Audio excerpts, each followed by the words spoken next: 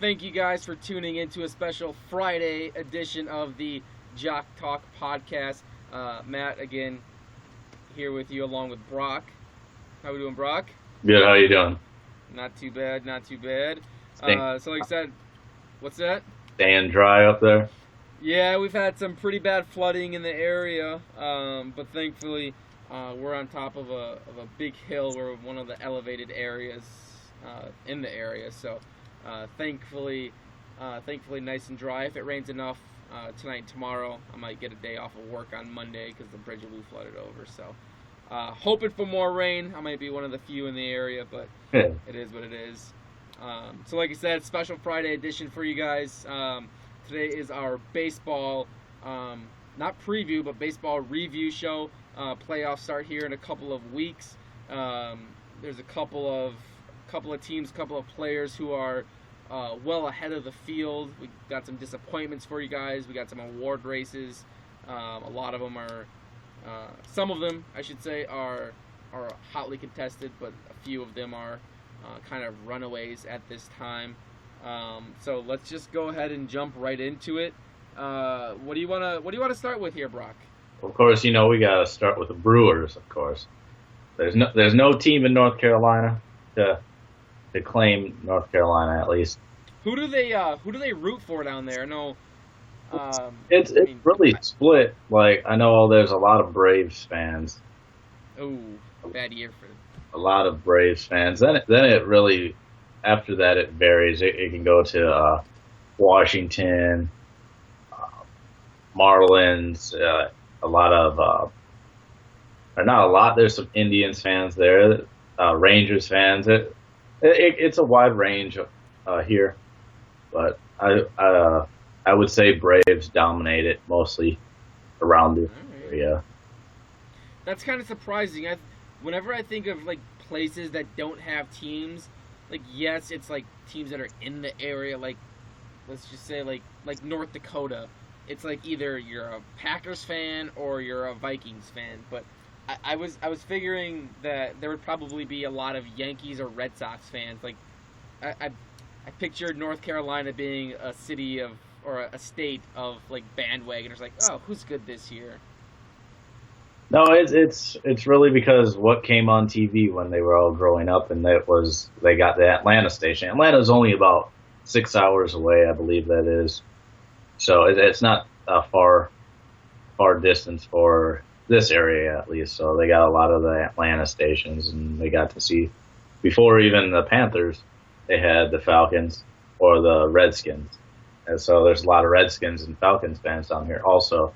Which is kind of odd saying the Panthers dominated this one, but it's just because the Panthers are so new, really. So it is interesting to see. Ooh, excuse me, got a little bit of burps going on today. But all right, so you wanna start with the Brewers? Obviously, I'm assuming. Obviously, you're in North Carolina. Assuming you probably haven't gotten to catch too many, if any, Brewers games this year. I may have saw one combined this whole year. Hopefully they were wins combined. There haven't been too many of them this year. It seems like they always had them on at work when they played the Cubs, and surprise, the Brewers have had the Cubs number for a number of those games. Yeah. So it was nice to see every now and again to see the Brewers on TV and doing pretty well. For this year, I would say. Yeah, getting into the Brewers, overall, what did you take away from this season as now it's winding down? It's kind of in the garbage time. We can play spoiler for a couple of these teams heading into the playoffs. What do you think the Brewers did successfully this year, knowing that going into this season, we weren't going to have a great year? What did you take away? Yeah, you mentioned it. Brewers fans knew this year was not going to be a good year record-wise. What I think the Brewers did very, very well this year, one, they stocked up on their farm system. I believe they were middle of the pack or even below average farm system prior to the year, and I think they finished the season, or they're going to finish the season, top 5 in the farm system. So getting those young players. Aaron Hill got traded during the middle of the season to the Red Sox, among other trades, obviously. But I think the farm system and young players was one of the things they did well. Other than that, a couple of other things. Ryan Braun has had a bounce back year. There were a lot of trade rumors about him during the trade deadline, and then after the trade deadline, rumor has it that the Brewers were minutes away from trading Ryan Braun, I believe straight up, for Yasiel Puig after he was demoted and put on waivers by the Dodgers. I'm glad you brought up that trade, because I was going to ask you, if that trade went through, how would you feel about Braun being traded to the Dodgers for a young talent, but obviously a hothead in Yasiel Puig? What would, if that trade would have went through, what were your opinion or outlook on that? If it would have went. Give me 1 second, because the answer to that question is dependent upon Yasiel Puig's contract. So if he had multiple years left, let's see, he's on a 7-year, $42 million contract. I would have loved that trade, to be completely honest. People say that he's a hothead, he's a cancer in the locker room. Do you know what solves being a cancer in the locker room? Hitting home runs, driving in RBIs, and winning baseball games. Now, yes, Ryan Braun has done that this year. He's hitting above 300, 30 home runs, almost 90 RBIs. Very quietly. Yes. 30 but he's getting up there in age. There was concern about PEDs, all that. I think that's beyond him. I think he's smart enough not to get caught twice, allegedly. But I would have loved that trade. Yasiel Puig is younger. At this point, obviously, he has more potential. You've seen him a couple years ago be an MVP candidate. He's got a huge arm in the outfield. If absolutely nothing else, he would have sold tickets for the Brewers. Could you imagine walking around with the number 60, was he 66 Brewers jersey? Milwaukee has a large Hispanic population. That would have helped that. So I personally would have liked the trade. I'm a firm believer of if you're in the majors, you shouldn't have to worry about someone coming in who's a cancer in the locker room. You should be mature enough. You should be able to handle your own. You should be able to handle yourself in the majors. So whenever you hear something about someone being a cancer, it's like, you're a grown, excuse my language here, you're a grown ass man. Like, you shouldn't have to worry about someone coming in and ruining your locker room. So I personally, I would have been a big fan of that trade, knowing Puig's contract. Now, if he would have had 1 or 2 years left, I wouldn't have liked it. Just from a concept that the Brewers aren't planning on being good in next year. So personally, I would have been a fan of the trade. Speaking about trades, a longtime Brewer fan favorite, definitely, Jonathan Lucroy got traded this year. It was hard to see him go, but what do you think benefited the Brewers from that trade? I mentioned it earlier. One of the couple of things the Brewers did well, they stocked up on their farm system. A lot of people weren't a fan of the trade, with it including Jeremy Jeffress, who is a 2-time Milwaukee Brewer. But I think it was something that was necessary from 2 standpoints. One, Luke deserved to go to a contender. He almost went to Cleveland, got traded to Texas. He wanted to be in Milwaukee from from all reports, but he deserved to go somewhere and win, and he wasn't going to do that in Milwaukee this year or next year, and probably not the year afterwards. So, from a standpoint of, and you hear about a lot of players getting traded so they can go win, or players being released so they can go choose their own team. I liked it from him. But I was a fan of what the Brewers got in return.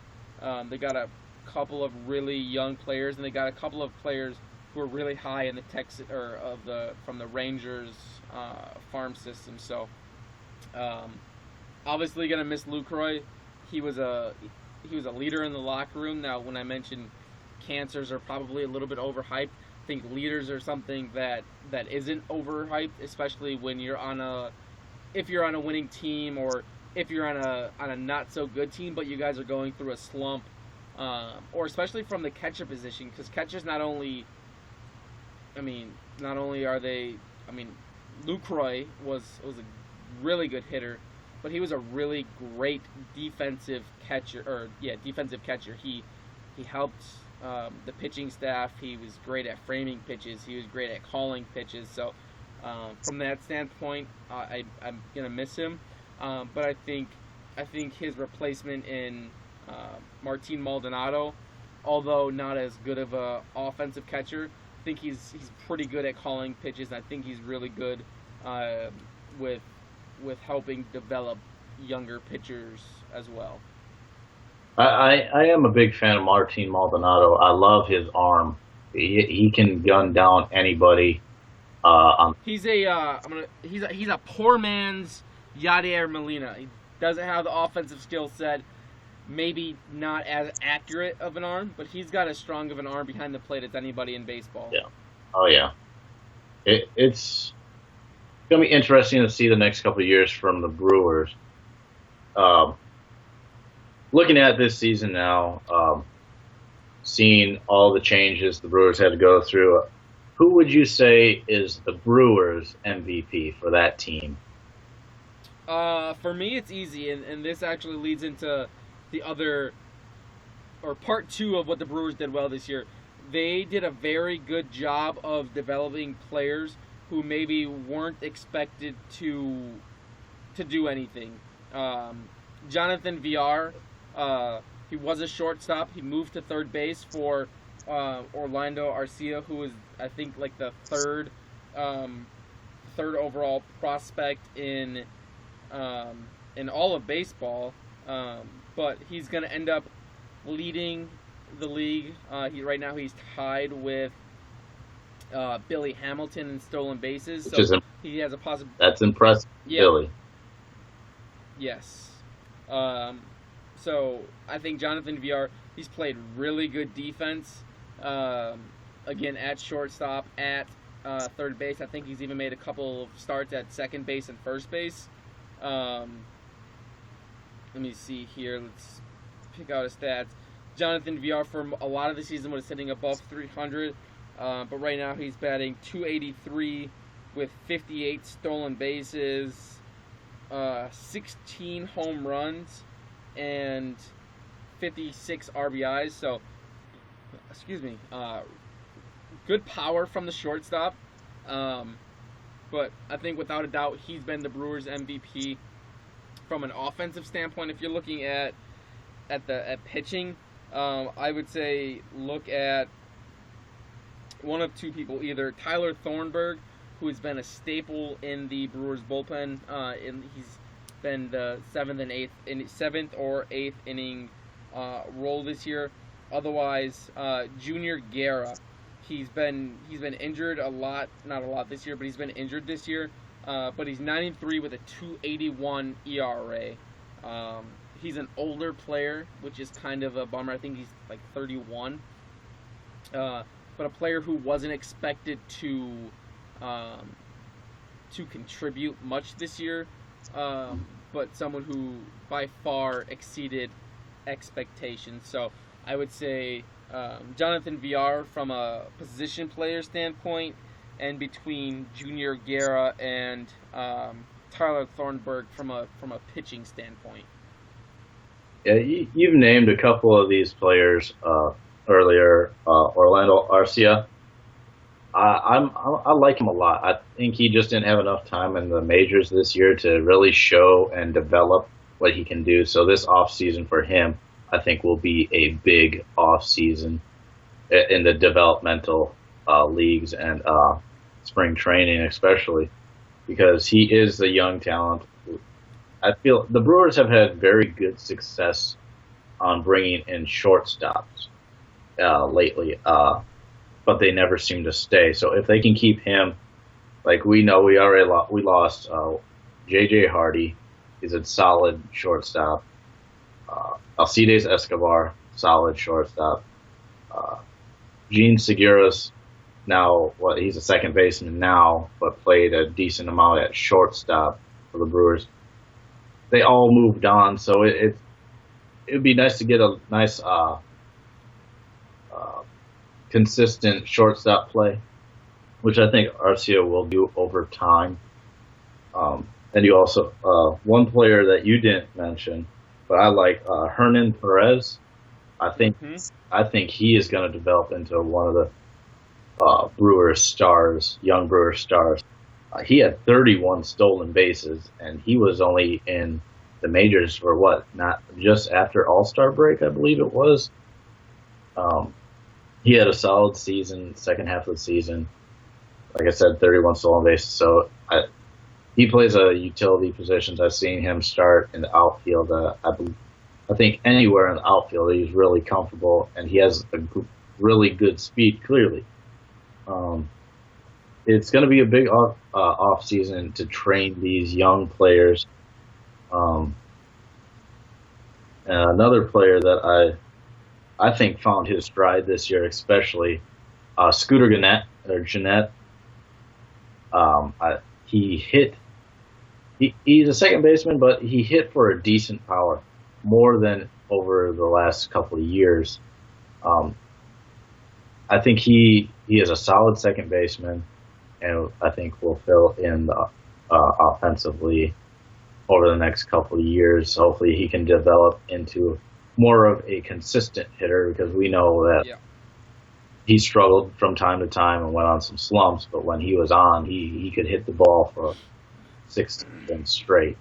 So they have a lot of good batting average players. Chris Carter was there this year to provide the power. Ryan Braun Oh yeah. clearly had the power. So it's going to find a consistency with batting average and power. If you can get maybe one more guy with power this offseason, it could be a better year for the Brewers because we both know what's the biggest downfall for the Brewers is their pitching staff. Yep. They don't have a ace really. You could argue that Willie Peralta, or Nope. he was consistent for a while and then just fell off. Zach Davies showed some promise. You mentioned Junior Guerrera, like you said, but he's older, so Matt Garza can't be an ace anymore. So it's really getting consistent pitching. You like Tyler Thornburg. It would have been nice if they would have kept Jeffers.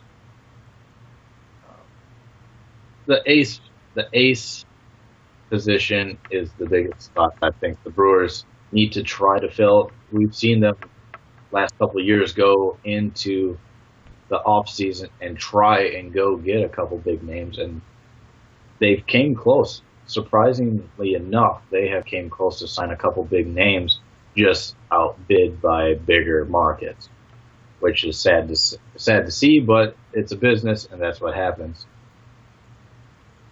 Yeah, I want to give you 4 players, either that had a pretty good year this year, but who I expect to have who I expect to have really good years next year. 2 pitchers, 2 position players.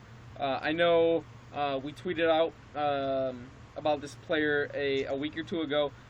Keon Broxton started off the year, to be frank, just awful. I think he started out like 0 for 15 at the plate, and I think he had a batting average under 100 for a decent amount. He got injured, went to the 15-day DL, came back, and was a completely different player. He's young. He's a fast outfielder. Keep an eye out for him. Number two, he was a starting opening day starter. I believe last year, was injured this year. Domingo Santana. He's a player with big power potential. He's 6'5", 220. So he's a big dude. I'm a really big fan of the tools he brings to the table. He's got some speed, got some pop.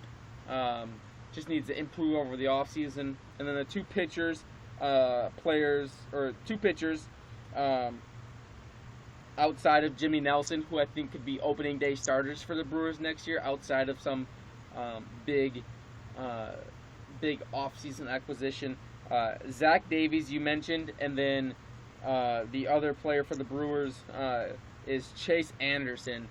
He's 28, so he's a little bit older, but he's still going to be there for the Brewers next year, hopefully. So keep an eye out for those couple players for the Brewers. I think expectations for the Brewers next year, high expectations would be contend for a wild card spot. I think that's the Brewers' ceiling next year, is being in contention for a wild card spot. I think going anything above that is way out of reach. I think on the low side, expectations for the Brewers, it's hard to say. I'd say third or fourth in the division, maybe. This year, would you say 80 wins is a good season?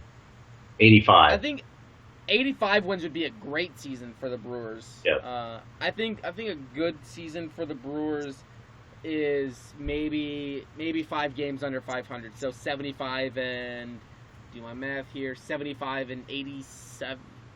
No, that's not 500. Anyways, I can't do the math in my head. Say 5 games under 500, I think is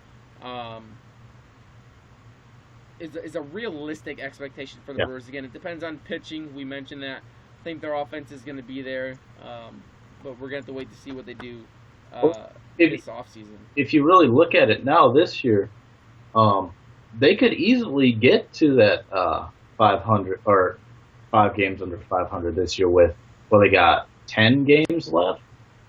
9 games? Around there. 9 games left, so say if they win 6 of those games, they're 75. They have 75 wins, which I feel like as Brewer fans, I would be okay with that.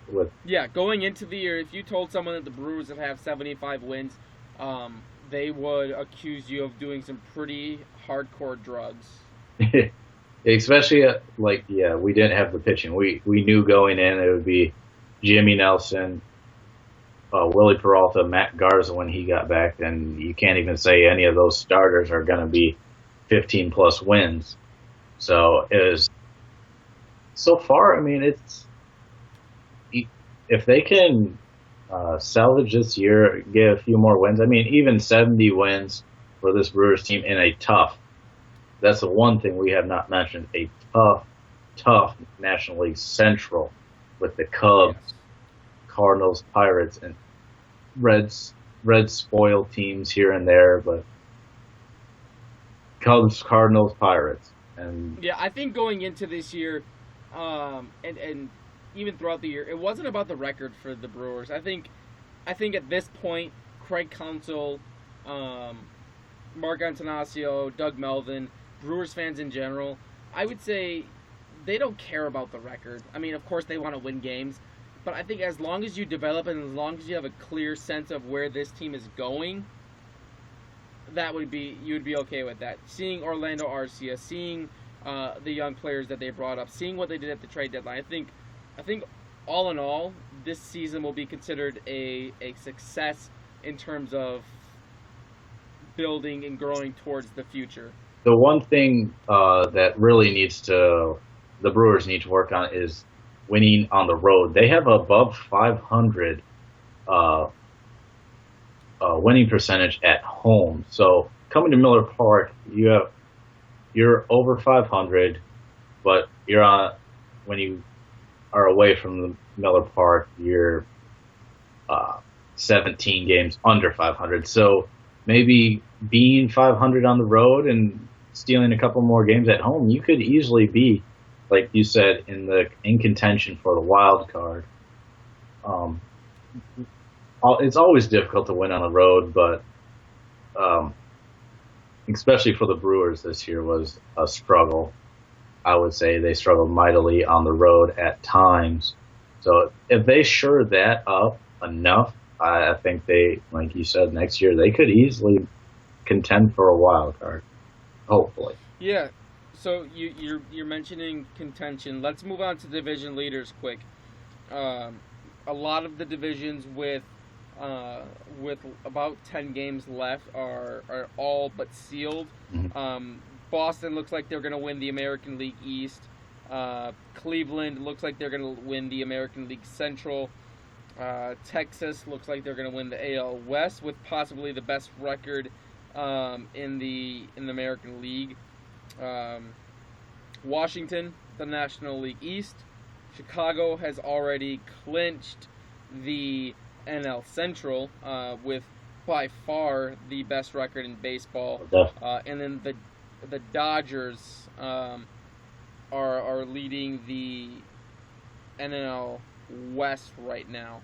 The wild card race is one that is basically up for grabs. In the American League, yeah, American League, you have Toronto, Baltimore, Detroit, Houston, Seattle, and the Yankees, all with shots to take home the 2 wild card spots. National League, you have the Mets, the Cardinals, San Francisco, with Miami and Pittsburgh on the outside, very outside, looking at a possibility of sneaking to the inside. So a lot of help. Yeah. So let's talk about some of those teams. I know some of those teams kind of surprised me as to how well they're doing, or the opposite. Some of the teams surprised me as to them not being towards the top of their division, or not doing as well as we thought. If you had to pick, give me a couple teams, or even if you want to go in depth and give me players from a couple teams, give me a couple teams that surprised you, whether positively or negatively this year. I think the team that surprised me the most would be the New York Yankees. Yes, they're good year in and year out, but they lost Derek. They don't have Derek Jeter anymore. Alex Rodriguez. Mark Teixeira is old. They had to bring in a lot of young players this year. They had a shaky starting 5 outside of Tanaka. CC didn't pitch very well the whole year, but they managed to win games, and I'm surprised how many games and that they're in the wild card hunt. Probably on the outside looking in, but they're above 500. They're 79 and 73, which is a good record to have. But for the Yankees, I think for Yankee fans, they should be very happy with being over 500, getting close to the playoff time and the end of the year. But yeah, I was surprised because of all the distractions also with the New York Yankees and Alex Rodriguez and all the other stuff that New York brings. So, and with all the rookies like Gary Sanchez, which looks to be a star in the making. So that's good news for the Yankees. I would say that's one of my biggest surprises this year in baseball is the New York Yankees, because of all the distractions, injuries, and shaky performance in the starting 5. Yeah, before you talk about your other team, I just wanted to chime in on that a little bit. They're the one team positively that I had as well. You mentioned Gary Sanchez. He has an opportunity to lead his team in home runs. He's got 19 home runs. Leader is Starlin Castro with only 21. He's only been in the major leagues for 2 months. That's absolutely insane. And just looking at their stats, they don't have anybody right now hitting over 280. They don't have anybody with 25 or more home runs. They don't have anybody with 70 RBI. They don't have anybody with 20 stolen bases. You mentioned Masahiro Tanaka. He's got a 3.07 ERA. They traded two closers who are on teams who are by far the best in their division, with trading Aroldis Chapman to the Cubs and trading Andrew Miller to the Indians. So what they got rid of at the trade deadline, Yankees fans should be pretty excited for next year. Mm-hmm. I'm not really gonna say I have another team that surprised me, but it's the American League East was incredible this year. Again, bring up the Yankees. You got the Red Sox, the Blue Jays, the Orioles, the Yankees, all over 500. That's 4 teams in one division, over 500, and it's not really even close. Tampa Bay, not a very good season this year.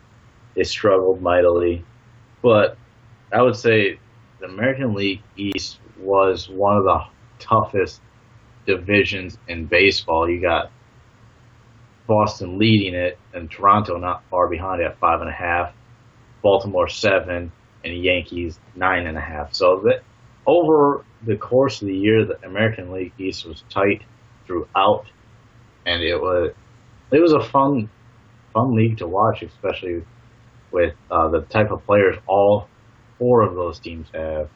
You have stars on every team. You got power, you got speed, you got pitching, and they were probably the most dominant league throughout the whole MLB.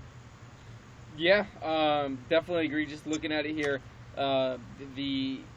there are only a couple of other divisions that have 3 teams above 500, but no other division that has 4 teams above 500.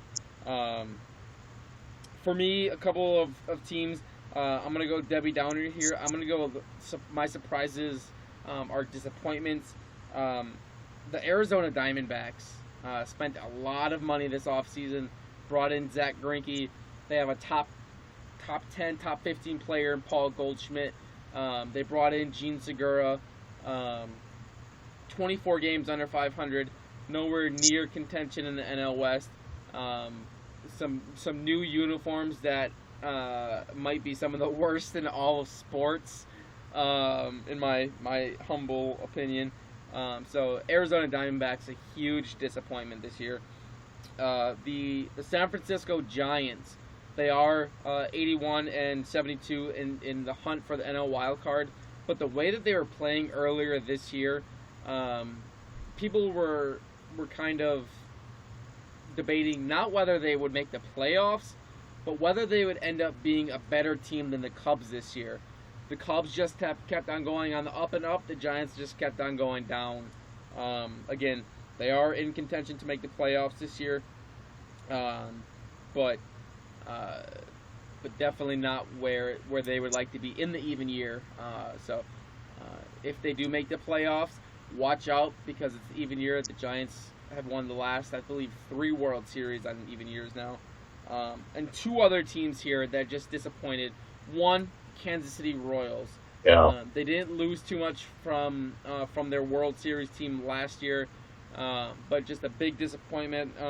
They are just 1 game above 500. I don't believe they are mathematically eliminated from the wild card, but it's looking unlikely for them. And then 2, a team who is in the thick of the wild card race, but on the outside looking in as of right now, is the Houston Astros. A great team last year. Not great, but very good team last year. You bring back most of the same team. You have Dallas Keuchel, Cy Young finalist last year, who kind of disappointed this year. But they do have one bright spot on that team, and I think he's a guy who is, I believe my wife, shout out Ashley for not throwing me under the bus or hating me for doing these weekly podcasts. But Jose Altuve, I believe, is shorter than my wife is. I believe he's like 5'6", probably 160 pounds, soaking wet with lead shorts on. But leading the league in hitting. He's had a huge power surge this year for him, and he is, let's see what he's batting, 340. He has 24 home runs, 94 RBI.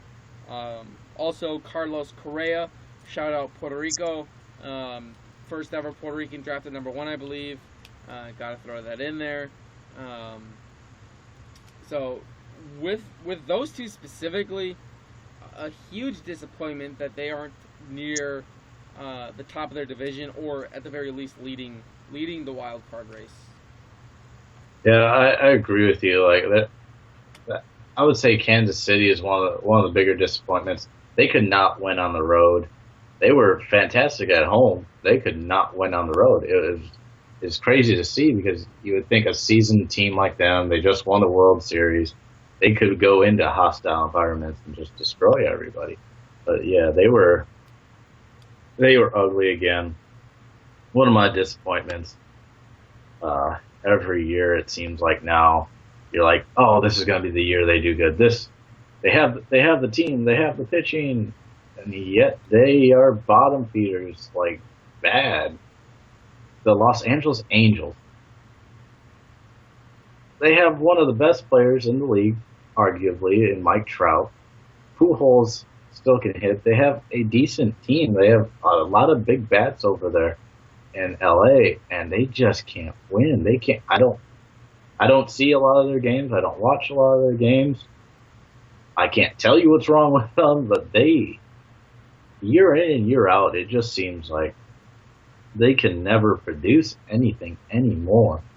And it's sad to see, because that's one of the bright young talents in Mike Trout. And just his career seems, well, his winning career is just going down the drain, because that's how we rank some of the best players, is if you ever get a championship. And I don't know if LA can do that with the struggles they keep having. And Mike Trout, it's sad to see, but he might be stuck there a little while. But I hope they can turn it around, because they're one of the they're a fun team to watch, especially if Mike Trout can make any play on the baseball field. But LA just seems to disappoint year in, year out. I shouldn't be disappointed anymore, but they have just been playing awful the last couple of years. Yeah, what is it? 21 games under 500 for, I believe that's what it was for the Angels this year. The other team in that same division, who it seems like, 11 games under 500, not 21 for the Angels, but the Mariners always, it seems to be the same thing. Lots of young players. This seems to be the year. This year they are a lot better. Again, one of those teams on the outside looking in of the wild card, but one of those teams that it seems like it's every year is like, oh, is this the year that they are the surprise team in baseball? Are they this year's Houston Astros? And it's not looking like it. No, it is an up and down year for a lot of these teams. Cleveland, when they went on that hot streak of how many games was it? They had lost when LeBron and the Cavs were in the finals. If they didn't have that crazy win streak over the month of June, I don't know if they would be there. Chicago White Sox started the season looking like they're going to run away with that division in Central, AL Central, but now they're 8 games under 500. The Mets, with all their injuries, they just kept going up and down. You don't know if they can contend in the playoffs if they make it. Pirates struggled a lot this season too. McCutcheon especially was a disappointing player this year. We expected he's always there above 300, 320 top, and the batting average wasn't there. Didn't have the power like he used to. The Rockies have a lot of young talent too. Uh, Yeah. DJ LeMahieu leads the league, I think, in batting average. Charlie Blackmon's right there with him. We got Carlos Gonzalez. You got Nick Hundley catching. Like they have a lot of talent in Colorado. They just can't win. With all the bats they have and playing in Colorado all those games, you would think they would just hit home runs left and right. But And that's why the Rockies don't win, is because they have, uh, for as good as their offense is at home, their pitching is just as bad. It yeah, works both ways, unfortunately. yeah. Now, you mentioned couple of players who disappointed. You mentioned a couple of players who have been doing well. Let's move right into our award races, or the award races. Um, let's start off with the NL MVP. I think we're both going to agree on this one. I think 75 out of 100 people would agree on this one. Um, who's your pick for NL MVP? NL MVP. I feel like this is one of the most clear cut uh, MVP races, at least in NL history. It's got to be Chris Bryant. He Yep, has been definitely. animal. He's the best player on the best team in baseball. So that just even speaks more volume. That Cubs team is stacked, and Chris Bryant just stood out. And that's impressive with a 98 win team that you can stand out like that. Batting just under 300 with 38 home runs and 99 RBIs, and still have games to go to get that. I don't know if he can get that batting average up over 300, but he can easily get the 40 home runs and 100 RBIs. So Yeah. I feel like if Chris Bryant does not win the NL MVP, it is just a disaster. If he does not win it, the Chicago fans would be irate if he does not win the MVP. Yeah, I completely agree. I don't think there's any way that Chris Bryant does not win uh, NL MVP. Coming in a couple of close seconds though, teammate Anthony Rizzo's having a great year, and then one of the players from the Rockies that you didn't mention actually, Nolan Arenado, great defender, big power, big RBI guy. Couple of players, maybe not this year, but the Cubs could have back-to-back MVPs, but have them be different players. Yeah. So, again, I think one of the easier ones to call this year. What do you think, NL Cy Young or AL MVP? What do we want to go to? Let's keep it in the NL right now. Let's see. I want to hear what your Cy Young is going to be because I feel like the Cy Young is a lot closer than the MVP. Yeah, I couldn't agree more. The NL MVP, you have what, 3 Cubs pitchers who realistically could win it, and there wouldn't be a huge fit of thrown about it. Kyle Kendricks leads starting pitchers in ERA. I think he has an ERA I think it's around 2.7.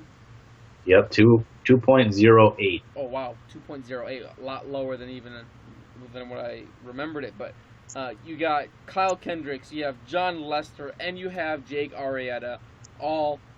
I wouldn't put Jake Arrieta in the top 5 this year because he struggled a lot, especially in the strikeout category. He did not produce Jake Arrieta type stats this year, but his teammates clearly picked him up. Yeah, and then other than that, you have Max Scherzer. You mentioned strikeouts not being there for Arrieta. They're not there for Kyle Hendricks as well, which is one thing kind of going against him. Max Scherzer, I believe, leads the NL in strikeouts. He's on the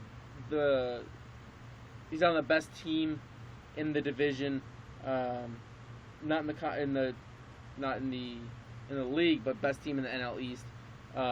So Max Scherzer's there. If I had to pick one right now, I think I'm going with Kyle Hendricks. Yes, strikeouts mean a lot, but if you have a 2.08 ERA and you're not striking guys out a lot, then you're just using technique and you're just using just the filth that you have. You're relying on your stuff to get the pop outs, to get the ground outs. So I think for me, I'm going with Kyle Hendricks from the Cubs. I mean, I can't totally disagree with you on that. But you're going to. I will. Just for the facts, I have two names down. Kyle Hendricks was on there, but I'm going to go with his teammate, John Lester. Pitched just as well, a little higher ERA at 2.36, but he finished 18-4. Kyle Hendricks finished 15-8. So, and Lester pitched 12 more innings and had one more game and two more starts. So overall, he pitched a little more. He pitched a lot more strikeouts, like you said. 184 to Kyle Hendricks, 161. So just for that, just for the strikeouts and innings pitched, I would give it to John Lester just by the slimmest of margins. I mean, you could even throw Madison Bumgarner in there if you really wanted to. He didn't have the same type of year as he usually does, a Madison Bumgarner type of year. Clearly, the strikeouts were there 10 times more for Bumgarner because he finished with 241 in 32 starts and 213 innings pitched. But I think John Lester, I think they'll both get one more start, maybe two. I don't know who started today.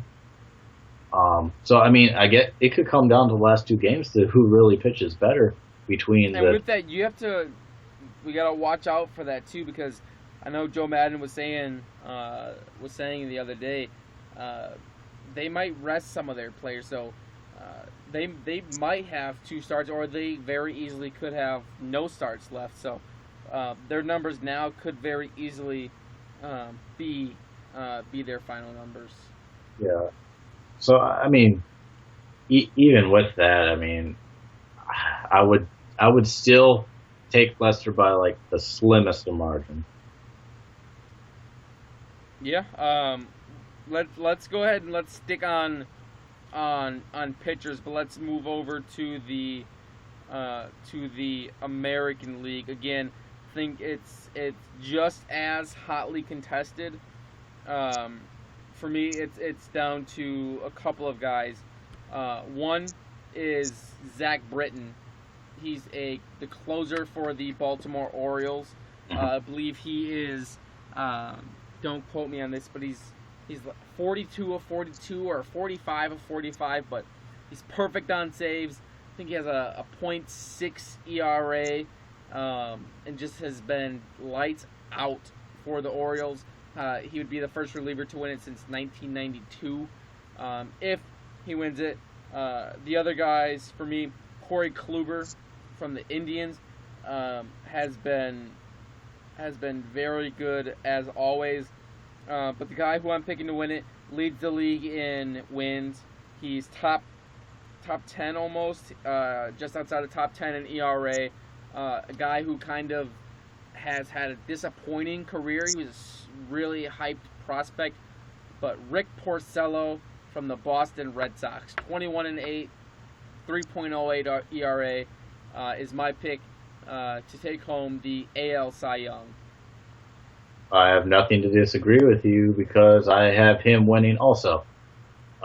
He was very impressive for the Red Sox this year. It was fun to watch him pitch this year because I am a Brewers fan first and a Red Sox fan second, but Red Sox games seem to be on a little more than Brewers down here.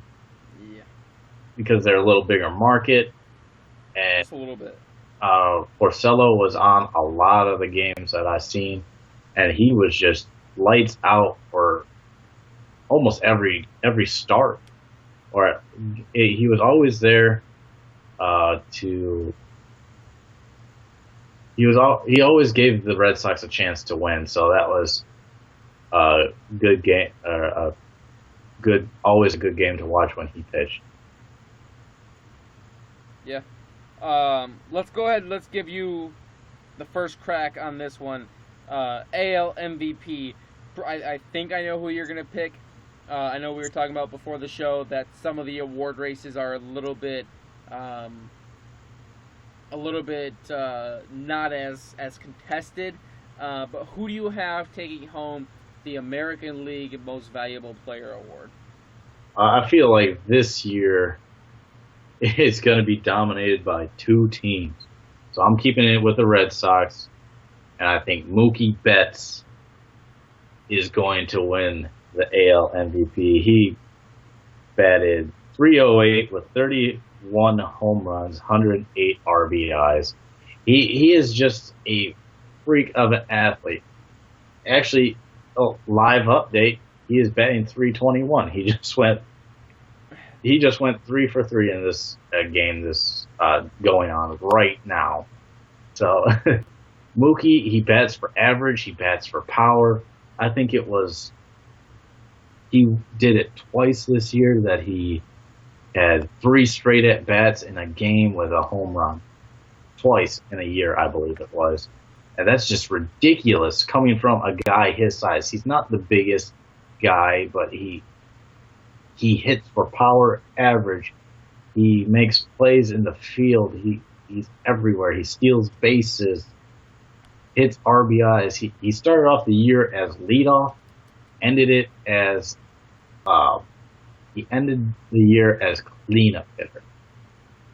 So he is one of my favorite players to watch. I know some of our friends, they know I'm big fans of Mookie, as we like to call him. The old Mookie Chris. Yeah. He is one of my favorite players in major leagues right now by far.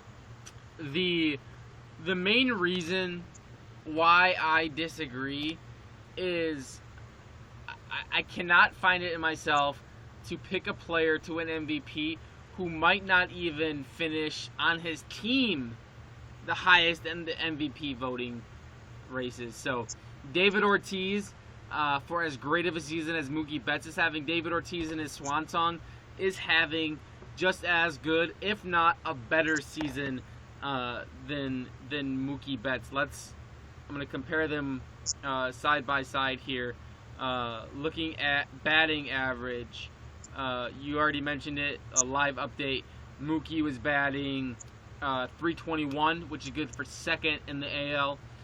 David Ortiz and Dustin Pedroia, both from the Red Sox, are batting .319. So three of the top 4 players in the American League coming from the Red Sox. David Ortiz is just behind Mookie. Ortiz has 37 home runs compared to Mookie Betts' 31. RBI. Make it 38. He hit a home run today. David Ortiz 124 RBI compared to Mookie Betts' 108. So I can't pick myself to go with Mookie when David Ortiz has been the better player, arguably, even while playing DH on that team. But I think that will be the one thing that that a lot of voters will say is Mookie's an everyday player. He's always in the field, playing his position. David Ortiz is just hitting.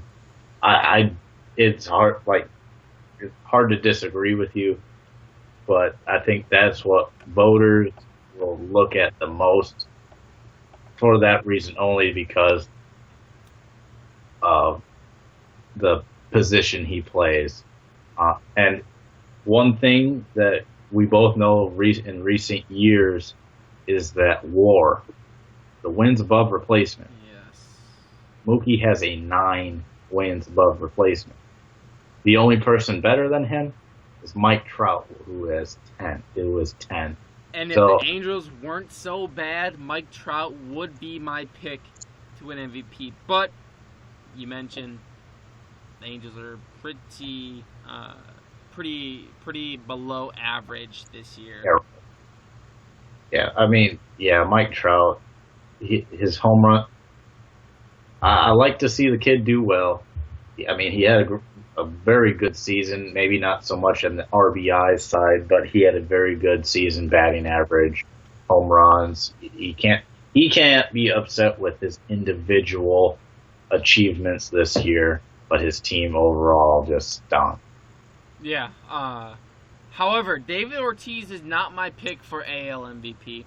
The player I have winning AL MVP is just behind Mookie Betts. He's, I believe, third in WAR. However, he's first in batting average. And when you look at how would this team be doing without this player, most valuable player, yes, if you're going to say that, then Mike Trout, the Angels would have 50 wins without Mike Trout. But we mentioned him. Jose Altuve is my pick for AL MVP. Probably my favorite player in the league, just because he represents to me all of the people who were never good enough to play high-level sports because of their size. We know a couple of those guys who, if they were 6 inches taller and 40 pounds bigger, or if they were just 6 inches taller, they could have played football at any college in the nation, or they could have played football at the best high schools in the country. Or opposite, they could have played basketball anywhere they wanted. But Jose Altuve represents the small guys, literally, physically. He's batting .340 this year. Again, he's setting career highs in home runs. I believe he's top 5 in RBI. So, Jose Altuve from the Houston Astros is my pick for American League MVP. I do like your pick. It's a solid pick. Bet you can't hide the batting average and the power from a guy who's 5'6", 165. He's my size. That's me up there practically, except playing Major League Baseball and hitting home runs, average, and stealing bases. I love his game. I love watching him. One of my favorite players, also right there with Mookie. And he's so young. He's only 26 years old, so he's got plenty of years left in him, and it's going to be fun for Astro fans to keep watching him over the next years. Yeah, he's got lots of time left. However, we don't have a lot of time left. So with that, there's one thing left to do. World Series predictions, and who's going to be there, who's going to win. If you want to go as bold enough as to give the teams and how many games, you go right ahead. I have that. This playoffs could be one of the most highly watched playoffs, especially because we know the Cubs are in. So everyone's going to be watching the Cubs. Everyone's going to see if they can break the curse. Boston is most likely going to be there, so they're always a team to watch because of their curse and how they broke it. Cleveland should be there, and they have a curse. Well, Cavs broke it, but, they always want more. So I think this will be one of the biggest watch and anticipated baseball playoffs this year. I'm going to give you the wild card teams that get in, just in case I say one. All right. Make it to the World Series. I think in the AL it's going to be Toronto is end up going to take it, and Baltimore. I think Baltimore's bats are huge and will carry them into the playoffs. On the NL side, San Fran, I feel like it's the even year once again, so they have to get in, and they can make some noise. And somehow, some way, St. Louis will be there. We both don't like the Cardinals very much, but they'll Correct. somehow they always put together a team that contends. That being said, I pick out of the AL. I have the Boston Red Sox making the World Series again. I think their team is very well rounded. Their pitching has come together down the road. They're on a 8-game win streak right now. They could be riding hot bats, hot pitching, and in the playoffs, which could very well be big for them. Out of the NL, I have the Chicago Cubs making it to the World Series for potentially curse-breaking World Series win, which I don't think will happen. Ooh. I have the Boston Red Sox winning the 2016 World Series in 6 games. 6 games.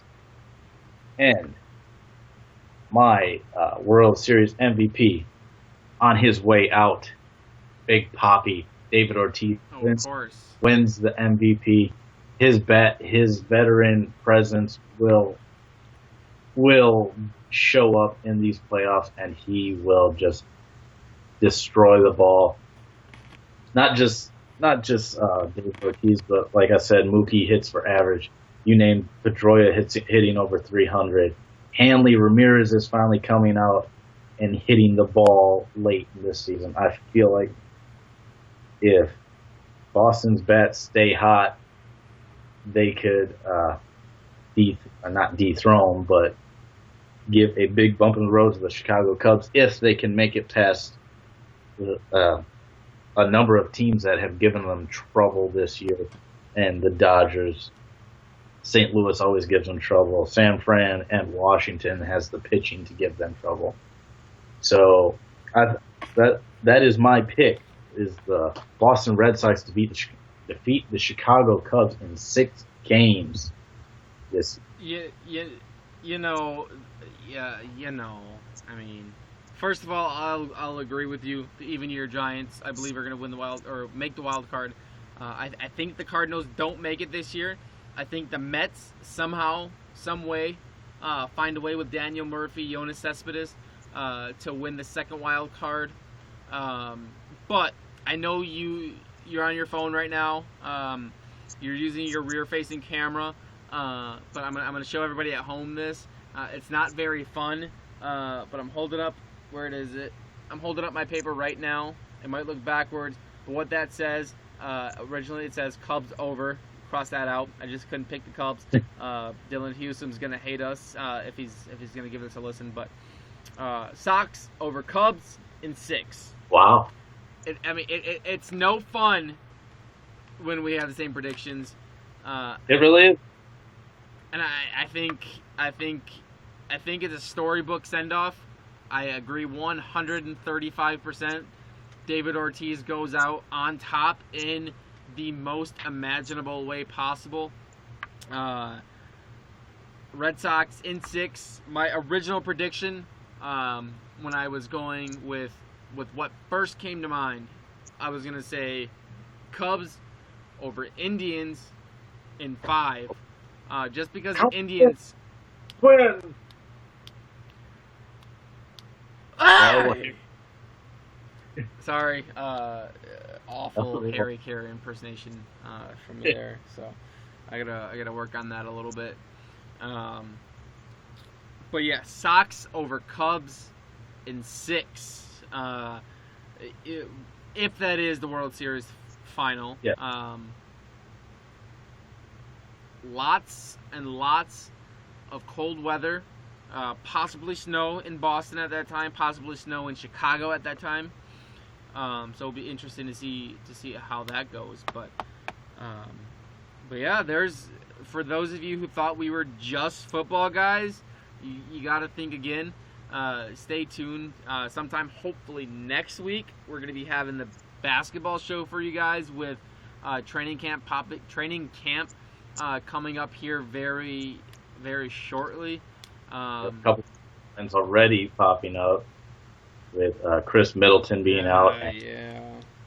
and Chris Bosch failing a physical. So we'll get into more detail about that in the upcoming, hopefully next week. Hopefully. Hopefully. Yes. Hopefully schedules. Do you have anything else? Anything else left for us from a baseball standpoint? I do not, and sadly, we do not have a what if sports for baseball this week. We didn't. Do not. We ran out of time. We did this last minute. We rushed this. We didn't really get to discuss what we wanted to do. But I'm sure we will tweet it out or put it on our new Facebook page. If you haven't, go like it. Jock Talk, Wisconsin, North Carolina, WINC. Brand new Facebook. So reaching out, like we said, follow us, like us on Facebook. We'll retweet, mostly about the Packers, especially that disappointing game, which we will get into tomorrow. Yeah. Yeah, sadly, I didn't want to talk about it, but we will get into that tomorrow. On a baseball standpoint, I don't have anything else. All right. Well, I think that's about it as well. If you guys have any comments, any not suggestions, but any comments, any arguments, if you have anybody else winning these MVP award races, if you're a Cubs fan and you guys want to yell and scream at us for not picking your Cubbies, get over it. You're used to heartbreak by now. But other than that, we'll for sure be seeing you guys tomorrow. Tomorrow for the football preview show, and then like I said, we'll be seeing you guys hopefully twice next week again. One for the NBA, and then of course for another football show. Other than that, I think that's about it. You want to send us off, Brock? No. No. No. All right. I got you then. So, Brock, you already mentioned it. Follow us on Twitter. Subscribe to us on YouTube. Go like our Facebook page at Jock Talk, WINC. And with that, we will see you guys next time. Get some. All right.